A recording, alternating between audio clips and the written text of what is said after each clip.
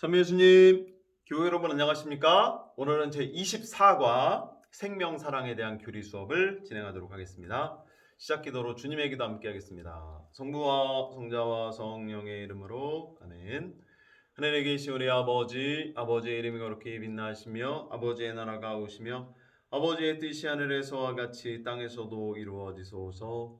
오늘 저희에게 일용할 양식을 주시고 저희에게 잘못한 일을 저희가 용서하오니 저희 죄를 용서하시고 저희를 유혹에 빠지지 않게 하시고 악에서 구하소서. 아멘. 성부와 성자와 성령의 이름으로 아멘. 네, 오늘은 제24과 생명사랑 내용인데요. 10계명 중에 오늘은 5계명과 8계명을 함께 알아보면서 그와 관련된 우리 신앙의 이야기를 함께 해보도록 하겠습니다. 5계명은 살인하지 말라가 되고요. 제8계명은 거짓 증언을 하지 마라, 거짓말을 하지 말아라, 이런 계명이 되겠습니다. 이 과외의 학습에 앞서서 먼저 209페이지에 나오는 학습 목표를 먼저 살펴보고 진행하도록 할 텐데요. 첫 번째 학습 목표는 인간 생명의 주권은 하느님께 있음을 깨닫는다. 오늘 생명 이야기를 할 텐데요.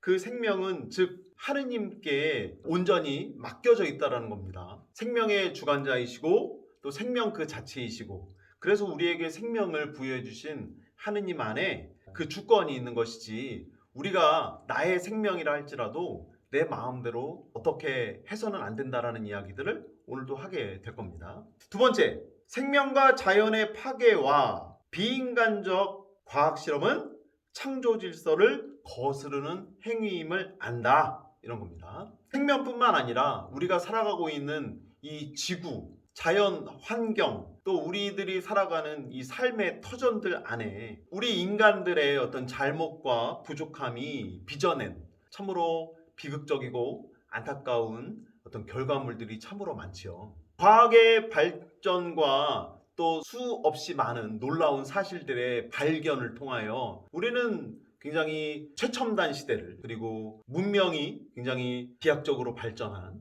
그런 시대를 살아가고 있죠. 많은 혜택과 문명의 이기 속에서 우리들이 받게 되는 선물과도 같은 것들이 분명 있지만 그 이면의 것을 잘 살펴보면서 그런 어떤 비인간적이고 또 하느님의 창조 질서에 어긋나는 우리들의 모습이 없는지 또 오늘 한번 잘 살펴봐야 되겠죠. 세 번째, 신앙인은 하느님의 자녀로서 진리 안에서 살아가는 사람이다. 그런 것들을 깨닫는다가 이제 세 번째 목표가 됩니다. 그래서 우리는 하느님의 자녀로서 또 하느님을 믿는 신앙인으로서 하느님께서 우리에게 부여해 주시는 그 진리 안에서 살아갈 수 있도록 또 우리가 노력하는 것, 또 오늘 이 생명사랑이라는 주제 안에서 우리가 새롭게 또 깨닫고 다짐해야 할 내용들이 되겠습니다. 210페이지로 넘어가면 이제 오늘 본격적인 학습인 제5계명, 사람을 죽이지 마라, 살인하지 말라라고 하는 계명에 대한 내용이 쭉 나오고 있습니다. 인간이 존엄한 이유에 대해서 먼저 교재는 알려주고 있는데,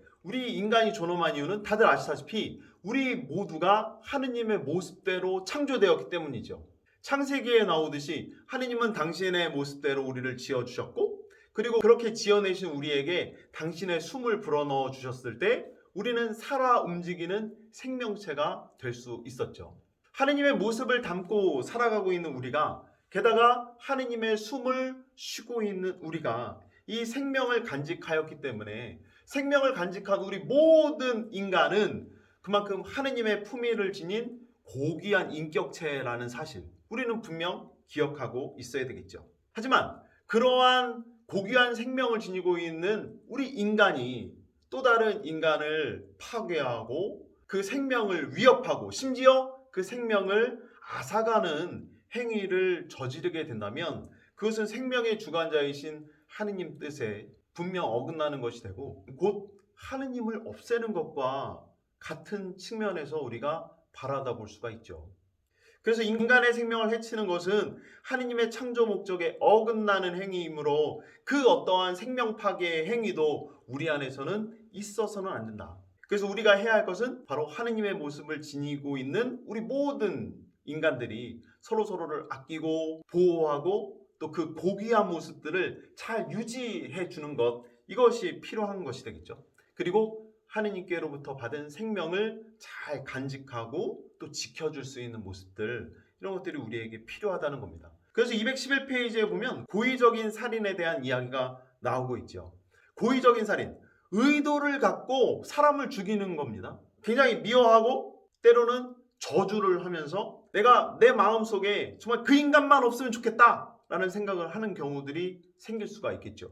굉장히 나에게 피해를 주고 나에게 고통을 입히고 또 그로 인해서 나의 모든 것을 앗아간 정말 그 저주하고픈, 이 세상에 태어나지 않았더라면 더 좋았을 것 같은 그런 사람이 분명 내 주변에 있을 수 있죠. 하지만 10계명의 제 5번째 계명은 직접적이고 고의적인 살인, 그리고 그에 대한 협력과 어떤 의지적인 동참, 이 모든 것들을 금지하고 있다는 것을 우리는 꼭 기억해야 돼요.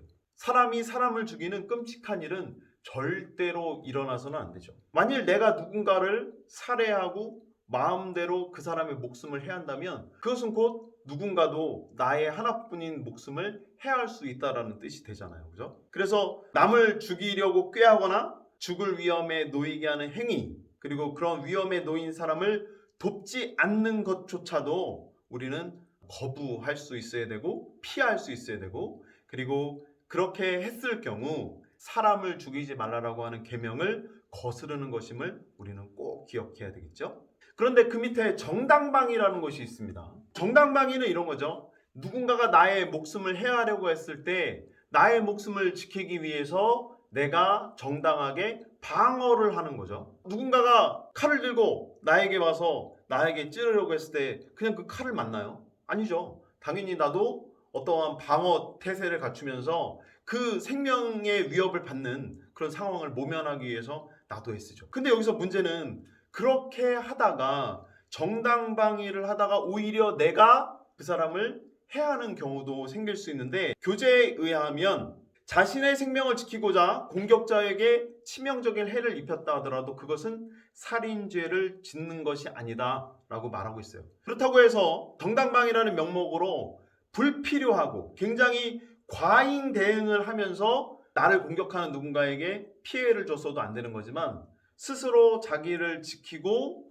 자기를 보호하는 일은 우리가 포기해서는 안 되는 거죠. 이어서 나오는 것이 이제 사형제도에 대한 이야기인데요. 먼저 우리 가톨릭 입장을 여러분들 뭐 다 아시겠지만 말씀을 드리고 시작하는 것이 좋을 것 같은데요. 가톨릭 교회에서는 아무리 중한 범죄자라 할지라도 사형을 통하여 누군가의 목숨을 앗아가는 행위는 철저히 배격하고 있는 입장입니다. 그래서 사형을 통해서 어느 날 갑자기 누군가의 목숨을 끊어 없애는 것보다 단시간에 누군가의 목숨을 없애고 앗아가는 이런 벌보단 종신형이라든지 무기징역과도 같은 그 형벌을 내리면서 계속 살아가면서 그 죄를 보속하고 그 죄에 대한 책임을 질 수 있도록 하는 것이 더 바람직하다라는 어떤 입장을 지니고 있죠. 처음에 말씀드린 것처럼 생명을 주관하시는 분은 하느님이시니 그 생명을 우리 인간들이 좌지우지해서 뭐 누군가에게 벌을 준다라는 명목으로 그 사람의 목숨을 앗아가는 행위는 철저히 배격하고 있는 가톨릭의 입장입니다. 누군가가 잘못을 저질렀을 때 그 사람은 그 죄에 대한 책임을 반드시 져야 되겠죠. 하지만 그 죄에 대한 책임, 즉 형벌을 내린다라는 그 이유와 그 목적으로 사형에 처하게 만든다면, 물론 정말 죽어 마땅한 사람이라고 판단되어서 사형에 처해지는 이들도 있겠지만, 정말 억울하고 사람의 판단이 잘못되고 오류가 생기게 될 경우 정말 죽어서는 안 되는 자가 죽게 되는 경우들도 분명히 있었고 지금도 벌어지고 있을 수 있죠.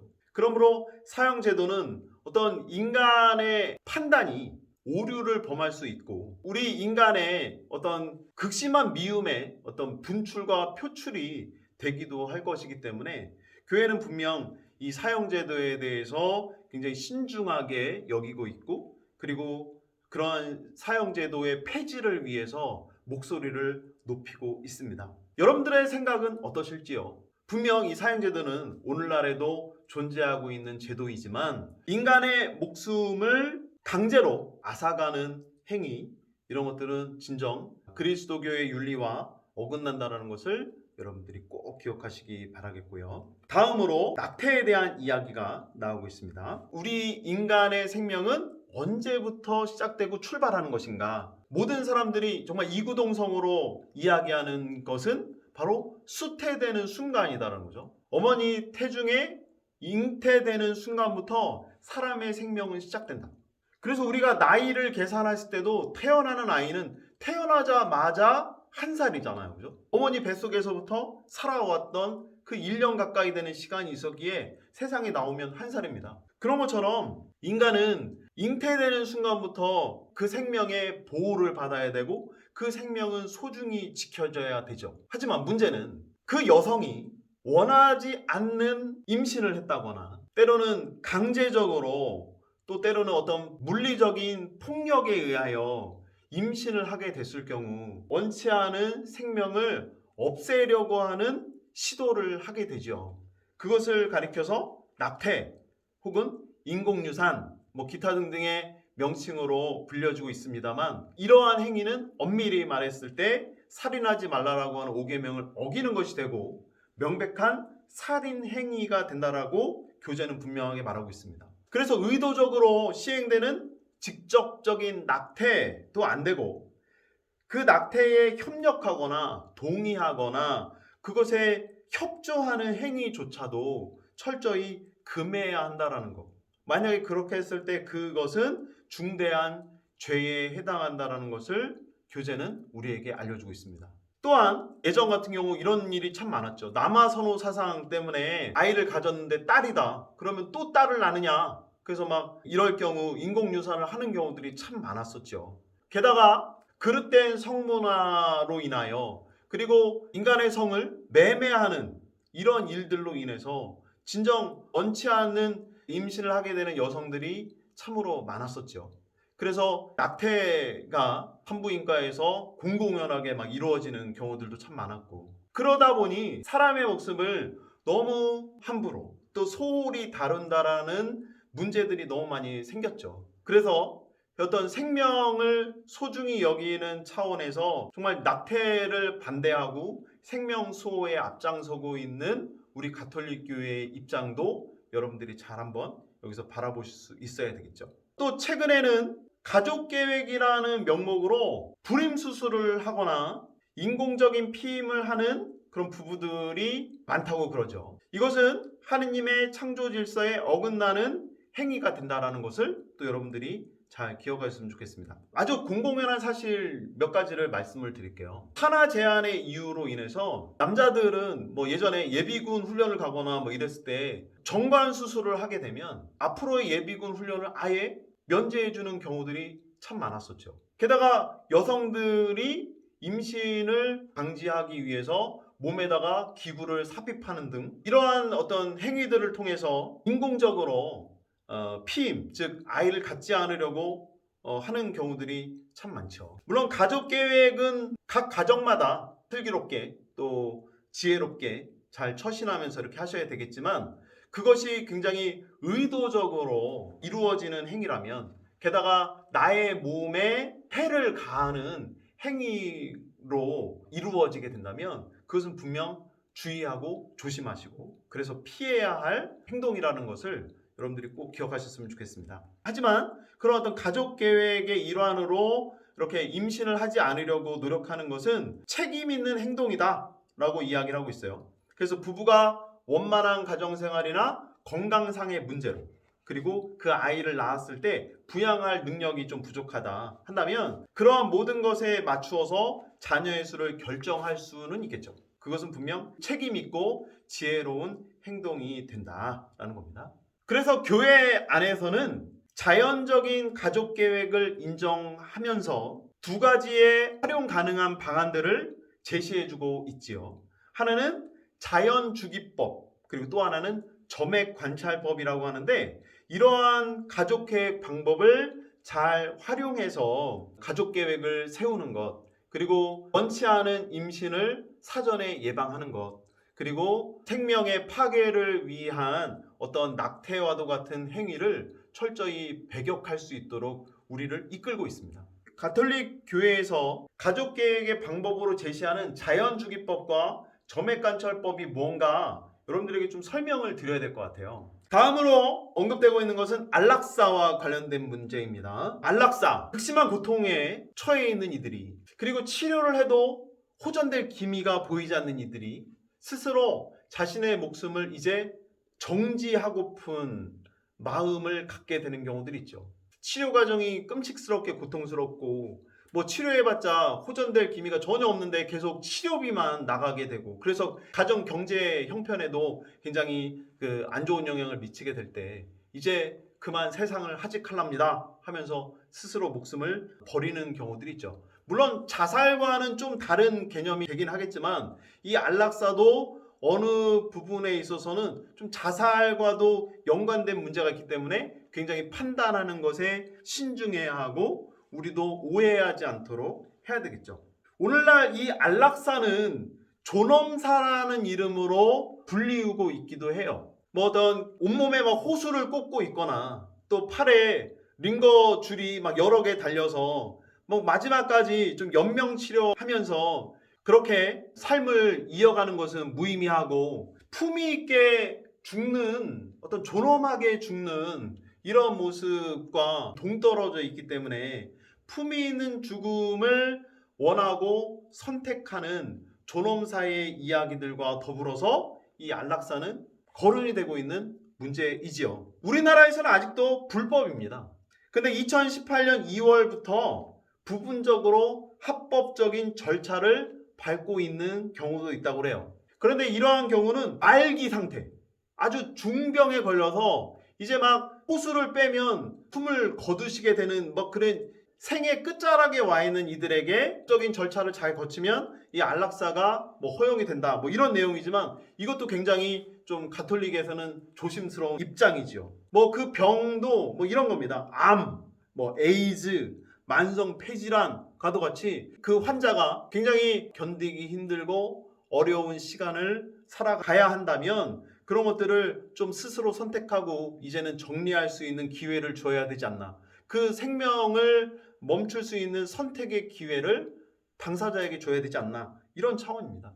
그래서 2002년부터 안락사가 허용된 국가들이 좀 몇 국가 되는데요. 최초로 허용한 국가는 어딘지 아십니까? 예, 네덜란드입니다. 네덜란드가 2002년에 처음으로 이 안락사를 허용한 국가가 되었고요. 그 뒤를 이어서 벨기에, 룩셈부르크, 스위스, 콜롬비아, 캐나다와도 같은 국가들에서는 안락사가 허용이 되고 있다고 합니다. 미국에서도 안락사가 허용이 되고 있는데 이 미국에서 허용되는 안락사는 5개 주에서만 지금 허용이 되고 있다라고 이제 제가 찾아본 결과에 의하면 그렇습니다. 그래서 이 안락사는 생명과 직결되어 있는 것, 생명은 하느님이 주관자이신데 그 생명이 나의 것이므로 나도 그 생명을 주관하겠다고 하는 어떤 그 마음의 표현이 될 수도 있기 때문에 굉장히 조심스럽고 또 때로는 신중을 기해야 될 문제이죠. 그래서 저는 여기서 김수환 추기경님 말씀을 좀 드리고 싶어요.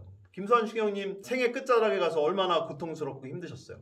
하지만 예수 그리스도의 순환과 죽음에 동참하는 마음으로 치료를 다 받고 그리고 마지막까지 하느님께서 허락하시는 그 시간까지 꿋꿋이 그 고통 속에서도 참고 인내하시면서 삶을 사셨잖아요. 그것이 바로 생명을 부여해 주신 하느님께 진정 감사하는 표현이 될 것 같고, 그리고 그렇게 열심히 살아가는 것이 생명의 주관자이신 하느님을 믿는 우리들의 아름다운 모습이 되는 것 같아요. 그렇게 삶을 살다가 하느님이 데려가시는 날, 그리고 하느님이 그 숨을 거둬주시는 날 우리가 숨을 거둔다면 그 자체로 우리는 품이 있는 죽음, 그것이야말로 진정 존엄한 죽음이 되지 않겠는가. 그래서 안락사도 논란의 소지가 참 많습니다만 또 여러분들도 이번 기회를 통해서 잘 한번 성찰해 보시면 좋겠고요. 다음은 자살입니다. 사람은 자기의 생명을 보존하고 영속시켜야 되겠지요. 그것이 바로 인간의 본성인데요.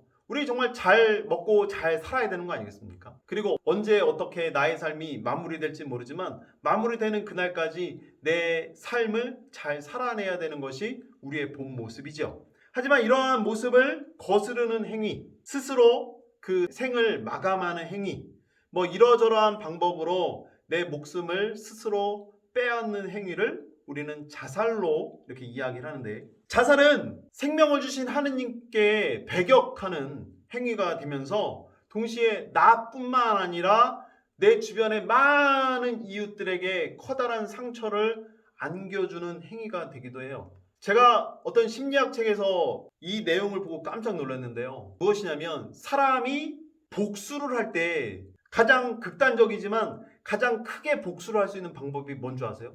그렇습니다. 바로 자살이라는 거예요. 자살을 하는 이유가 참으로 많겠지만, 뭐 어떤 아들이 자살을 했다 치면 그 아들이 엄마가 미워서 자살을 해요.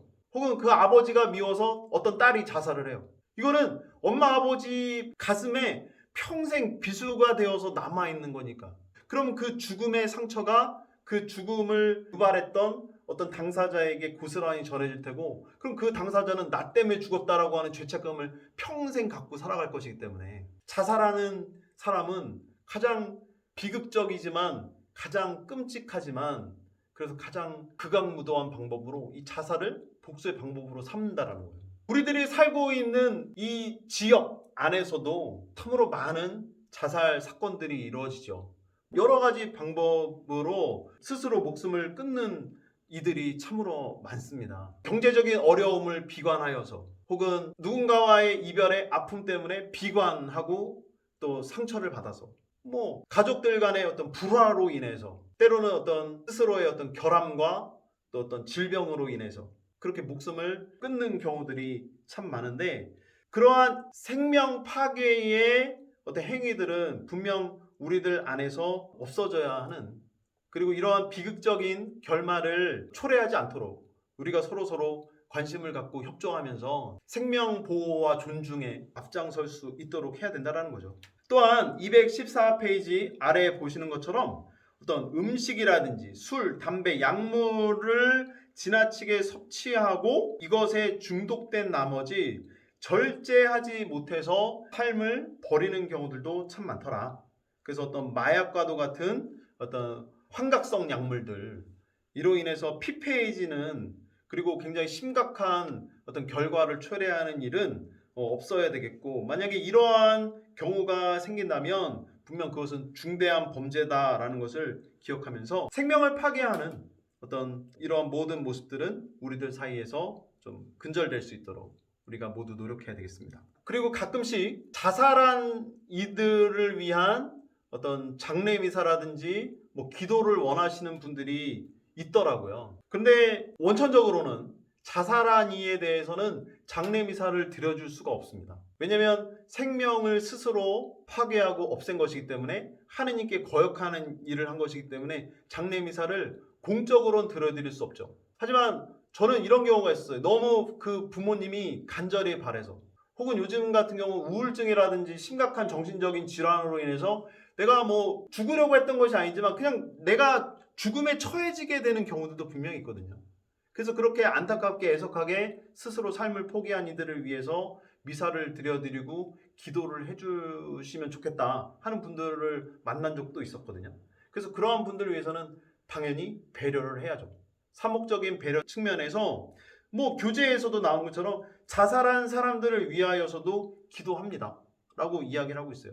그래서 공적으로 뭐 자살한 이들에게 뭐 장례 미사를 해주거나 이럴 수는 없지만, 뭐 개인적으로 기도하고 미사 때 그 불쌍한 영혼을 위해서 기억하면서 미사도 드려주고 하는 것은 굉장히 권고하는 그런 사항이 되죠. 그래서 혹시나 여러분 주변에 누군가가 이렇게 자살을 통해서 삶을 마감한 이가 있다면 그 영혼을 불쌍하게 여겨서 그를 위해서 기도할 수 있는 배려, 또 마음의 모습들 여러분들이 잘 간직하시면 좋겠습니다. 215페이지로 넘어가면 생명과학에 대한 이야기가 나오는데요. 생명을 위한 어떠한 형태의 과학적 연구와 실험은 병의 치료나 보건 향상에 도움이 되겠죠. 굉장히 많은 어떤 임상 실험을 통해서 우리에게 유익한 어떤 치료제가 개발이 되거나 어떤 약이 만들어지게 되면 우리들 생명과 어떤 건강에 굉장히 긍정적인 어떤 역할을 하게 되는 것이 분명해요. 하지만 시험관 아기, 어떤 복제 인간과도 같은 이러한 생명을 갖고 그냥 실험하고 그 생명을 통해서 어떤 도덕적으로 또 종교적으로 어긋나는 행위를 하는 것은 분명 정당한 행위가 아니다라는 것을 기억해야 되죠. 최근에 그 이슈가 되었던 것이 방송인 사유리 씨의 그 자발적 비혼모 이런 일들이 있었죠. 뭐 이거에 대해서 뭐 어떤 이들은 뭐 아유 잘했다, 혹은 어떤 이들은 그래서 그거는 좀 아니지 않냐 뭐 이렇게 이야기를 하고, 뭐 어떤 이들은 또 개인적인 판단과 선택이었지 뭐 우리가 뭐 왈가왈부할 게 뭐 있냐 이렇게 얘기를 하죠. 그런데 그렇게 비혼모와 관련된 문제도 사실 어떻게 보면 생명과학의 결과물 아니겠습니까? 그래서 그 아이가 누구의 자식인지도 모르고 그냥 그 사유리 씨가 아이를 낳아준 것으로 엄마가 됐을지 몰라도 그 아이의 입장에서는 아버지가 누군지 모르잖아요. 그죠?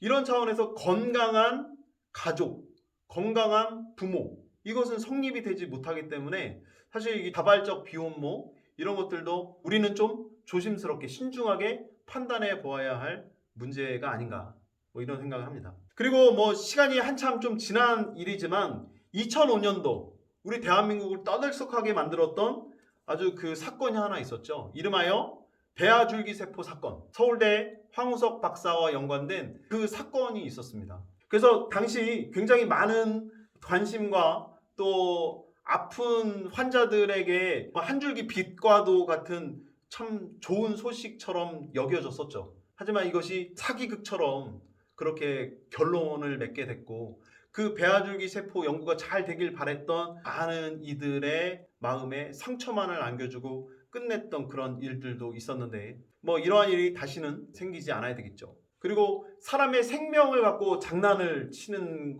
것과도 같은 이런 행위들은 절대로 다시는 일어나서는 안 되겠습니다. 그리고 아까 뭐 방송인 사유리 씨 이야기를 해드렸지만, 인간의 인체에서 하느님이 소중하게 지금도 그렇게 만들어주고 계신 이 정자와 난자를 돈을 주고받고 하면서 매매하는 어떤 행위들, 이것은 정말 생명과학 입장에서도 좀 근절되어야 할 문제가 아니겠는가. 정자를 억지로 배출해내서 팔고, 마찬가지로 어떤 실험이라든지 어떤 시험과 악의를 얻기 위하여 난자를 채취해내는 행위와도 같은 것들은 굉장히 좋지 않죠. 여성의 몸에도 안 좋을 뿐더러 그것이 또 때로는 매매로까지 이어진다면 그것은 굉장히 중범죄가 되지 않겠는가. 최근에는 어떤 장기 기증에 대한 관심들이 참 많습니다. 그래서 어떤 내가 나중에 생을 다하게 되거들랑 나의 건강한 장기는 그래도 뭐 누군가에게 이식이 되었으면 좋겠다, 혹은 의료 발전에 이바지할 수 있는 방법으로 사용됐으면 좋겠다, 이렇게 좋은 의지로, 선한 의지로 장기 기증에 동참해 주시는 분들이 참 많이 계신데요. 참 좋은 것 같습니다. 그런데 그 장기를 매매하거나 그 장기를 이용하거나 하는 이러한 일들은 뭐 없어야 되겠죠. 영화나 드라마 여러 매체들을 통해서 어떤 장기 매매라고 하는 그런 에피소드들이 많이 이용이 되는 경우들이 참 많잖아요. 최근에 제가 보게 됐던 어떤 드라마에서는 뭐 아이를 해외로 입양시켜요. 입양이 돼서 거기서 행복하게 살 줄 알았는데 갔더니 골수 이식을 위해서 임시로 아이를 입양했던 거지. 그래서 골수 이식 다 끝나니까 어떻게 해요? 입양한 그 아이를 그냥 강제적으로 파양시켜버리고, 그렇게 그 아이의 생명을 어떻게 보면 유린시켰던 이러한 이야기들이 아주 공공연하게 영화나 드라마 속에 이렇게 자주자주 등장하는 이야기거리들이 되고 있잖아요. 요즘에는 이런 것들을 제가 잘 못 봅니다만, 예전에 시외로 버스를 타고 이렇게 가기 위해서 시외 버스 터미널 같은 데 가면 뭐 화장실을 들리잖아요. 그 화장실에 가면 이 조그만 스티커가 하나씩 붙어 있는 거를 본 적이 있거든요. 거기 보면 이 장기 매매하는 브로커들 연락처예요. 뭐 장기 뭐는 얼마 그러면서, 그래서 뭐 신장 같은 경우 뭐 2개가 있으니까 하나 떼어 팔고, 뭐 간 이식 해주고 뭐 이러면서 돈을 받고, 뭐 이런 어떤 장기의 매매와도 같은 것들은 사실 근절되어야 될 문제들이죠. 그래서 우리 주변에 이렇게 사람의 생명을 갖고 또 그 소중한 장기를 갖고 이렇게 어떤 악용하는 이런 행위들, 우리 정말 없애져야 할 문제인 것 같아요. 다음으로 215페이지 밑에 악한 표현입니다. 다른 사람이 악을 저지르도록 이끄는 행위, 악한 표현도 5째 계명을 어기는 일이 되겠습니다. 그래서 우리 서로 간에 또 좋은 표현을 보이면서 악한 표현 잘 물리칠 수 있도록 해야 되겠고, 뭐 우리 뭐 좋은 것은 잘 본받고 또 그렇게 배우면서 살아가야 되지만 사실 좋은 것을 먼저 배우지 않아요. 나쁜 것을 먼저 배우죠. 그래서 우리 아이들도 좋은 것을 먼저 따라하기에 앞서서 나쁜 것을 먼저 따라해요. 제가 예전에 한번 병론 시간 때 말씀을 드린 것 같은데, 제가 예전에 아이들이 노는 장면들을 목격했는데 어떤 아이가 욕 3가지를 하면서 막 가는 거예요. 봤더니 그 욕을 듣는 애들은 저쪽 놀이터에서 그냥 신경 안 쓰고 놀고 있어요. 근데 그 아이가 했던 욕이 뭐냐면 3가지예요. 근데 ABC 3가지 욕이 있는데 그냥 가면서 이 ABC 욕을 바꿔서도 하고 뒤집어서도 하고 거꾸로도 하고 그러면서 계속 애들한테 욕지거리를 하면서 가더라고요. 근데 그 욕 어디서 배웠겠어요? 네, 여러분들 상상에 맡기겠습니다. 그래서 아무튼 좋은 표양을 보이고 그대로 살아가야 되는데, 악한 표양이 되면 그것은 분명히 누군가에게 전달이 되고 악영향을 미치게 된다. 자, 다음으로 216페이지로 넘어가면 온갖 형태의 폭력이 있습니다. 그래서 우리가 살인이라고 하는, 그래서 사람의 목숨을 앗아가는 것만이 5계명을 어기는 것이다 라고 볼 수가 있지만, 하지만 사람의 목숨은 우리가 뭐 진짜 생물학적인 목숨을 끊어놔야만 살인에 해당하는 것이다 라고 보진 않잖아요. 여러 가지로 살인에 준하는 그런 행위들을 우리가 많이 하게 되는 경우도 있어요. 심한 폭행이라든지 여기에 교재에 나오는 것처럼 처벌, 위협, 복수, 그리고 어떤 강압적인 자백을 얻기 위해서 이루어지는 육체적이고 정신적인 폭력을 사용하는 고문 등과 같은 행위도 온갖 형태의 폭력에 해당이 되는 것이니까, 이런 것들을 통해서 누군가의 생명을 위협하거나 그 사람의 고귀한 모습을 해치게 된다면 이런 것들도 근절되어야 되는 모습이 되겠죠. 그래서 이러한 어떤 고문과도 같은 것은 생명 존중과 인간의 존엄성을 파괴하는 것이 된다라는 거예요. 우리나라의 근현대사 역사를 보면 참으로 뼈저리게 아팠던 그 시간들이 있었잖아요. 1987년 바로 6월 민주항쟁, 그때로 한번 거슬러 올라가 보세요. 우리들이 정치 권력이라는 그것 때문에 얼마나 많은 젊은이들이, 또 이 땅의 많은 국민들이 정말 상처를 입고 지금도 그 상처를 안고 살아가는가. 뭐 박종철 열사, 뭐 이한열 열사, 이런 열사들의 이야기들이 정말 민주화를 이루기 위한 우리 국민들의 어떤 뜻과 의지를 이렇게 대변하고 있는데, 그들의 의지와 어떤 뜻을 말살하고 어떤 폭력적으로 억압적으로 누르기 위해서 고문을 했었던 그날의 정말 그 폭력들은 우리가 정말 하느님 앞에 정말 참회해야 되는, 그리고 진정 없어져야 하는 정말 그 부정적이고 정말 비극적인 모습이죠. 그때 이랬대잖아요. 조사관이 책상을 탁 치니 억하고 죽었다. 1987이라는 영화 속에도 나오는 이 유명한 대사 아니겠습니까? 그만큼 사람이 사람을 억압하고 또 강제하면서 그게 고문하고 그 인권을 유린했던 지난날의 과오, 우리들 삶에 다시는 일어나서는 안 되는 정말 아픈 과거이지요. 그래서 온갖 형태의 폭력도 우리가 좀 잘 근절할 수 있어야 하겠다. 자, 마지막으로 제8계명 거짓 증언을 하지 마라가 이번 과외의 끝자락을 차지하고 있습니다. 우리가 어떤 사람의 목숨을 앗아가는 것은 어떤 물리적인 폭력이라든지 어떤 가해하는 힘에 의해서 끊는 경우들도 있지만, 더 조심해야 될 것은 바로 이 교재에 나온 것처럼 새치혀가 사람을 잡는다. 우리가 말로써 사람을 죽이는 경우들이 참 많잖아요. 그 말은 누군가에게 정말 비수가 꽂히는 말이 되기도 하고, 뭐 인신공격하는 말이 되기도 하고, 때로는 거짓이나 어떤 허황된 것을 그냥 아무 생각 없이 말하고 떠들면서 그 사람에게 상처를 주는 일들이 참 많습니다. 그래서 진실을 왜곡해서는 안 되겠고, 어떤 거짓과 또 거짓된 맹세와 경솔한 판단과 악담, 비방, 중상, 모략과도 같은 이러한 것들은 분명 제8계명 거짓 증언을 하지 말아라는 계명을 어기는 것이므로 우리는 주의를 기울일 수 있어야 됩니다. 요즘에는 인터넷 시대에 아주 댓글이라는 걸 참 많이 달죠. 그 댓글에 익명성이 보장된다는 이유로 악플을 다는 경우들이 참 많잖아요. 근데 여러분, 이 이야기를 기억하시면 좋겠어요. 깨끗한 물에 잉크 한 방울이 떨어집니다. 이 한 방울, 그 잉크 한 방울이 온통 물을 그 잉크색으로 물들이죠.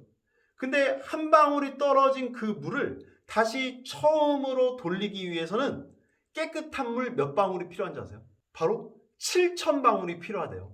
잉크는 한 방울 떨어졌을 뿐이지만 그 잉크가 떨어져서 더럽혀진 물을 다시 처음으로 돌리기 위해서는 7,000방울의 물이 필요하다는 거예요. 이 말은 뭐냐? 하나의 악플이 사람의 마음에 상처를 준다면 그 상처를 치유할 수 있는 방법은 그 사람의 악플에 대항하는 7,000개의 선풀이 있어야 된다는 뜻이죠. 그만큼 여러분들이 때로는 아무 생각 없이 그냥 게시판이라든지 어떤 기사라든지 어떤 게시물 밑에 달아버리고 마는 악성 댓글 하나가 그만큼 누군가에겐 커다란 상처가 된다라는 거.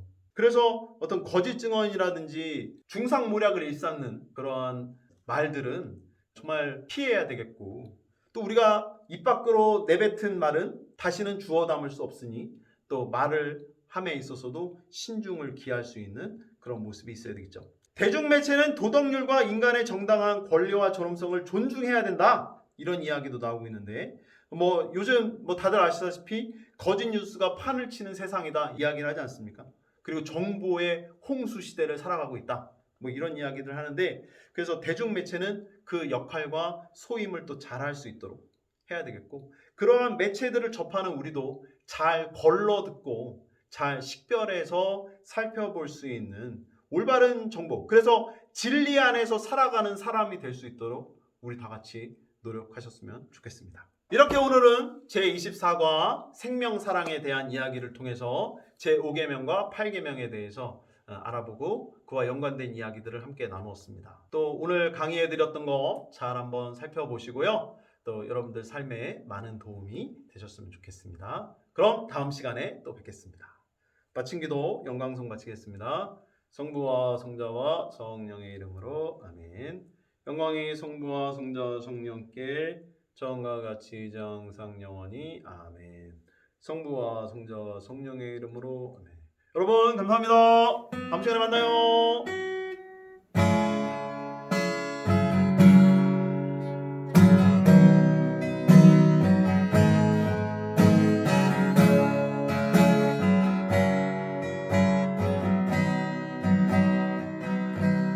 우리의 눈이 되어주길, 우리 가는 길을 비춰주길, 잠들지 않게 길을 잃지 않도록 우리 앞길을 지켜주소서. 우리의 눈이 되어주길, 우리 가는 길을 비춰주길, 두려워 않게 걱정하지 않도록 우리 쉴 곳을 마련해 주소서. 당신의 은혜로 우리를 이끌어 주소서. 우리가 깨닫지 못하는 순간에도 어린아이 같은 믿음을 잃지 않게 하소서. 우리 느끼지 못하는 언제라도 우리에게 주신 강한 힘으로 서로